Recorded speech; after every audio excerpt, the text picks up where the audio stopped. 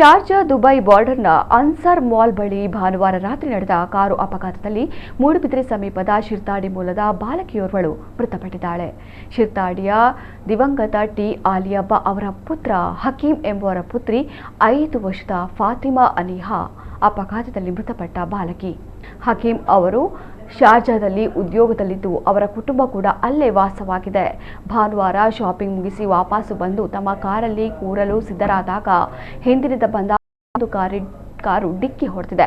ಬಾಲಕಿ ಸ್ಥಳದಲ್ಲೇ ಮೃತಪಟ್ಟಿದ್ದಾಳೆ. ಫಾತಿಮಾ ಅನಿಹಾಳಿಗೆ ಮುಂಬರುವ ಜೂನ್ 2ಕ್ಕೆ 5 ವರ್ಷ ಪೂರ್ಣವಾಗಲಿದೆ. ಅಲ್ಲದೆ ಆಕೆಯ ವೀಸಾ ಅವಧಿ ಕೂಡ ಈ ದಿನಕ್ಕೆ ಮುಕ್ತಾಯಗೊಳ್ಳಲಿದೆ ಎಂದು ತಿಳಿದು ಬಂದಿದೆ. ಆದರೆ ಈ ನಡುವೆ ಆಕೆ ಮೃತಪಟ್ಟಿದ್ದಾಳೆ. ಹಕೀಂ ಅವರಿಗೆ 3 ಗಂಡು ಮಕ್ಕಳು, ಒಬ್ಬಳು ಪುತ್ರಿ. ಈಕೆ ಕೊನೆಯವಳಾಗಿದ್ದಳು.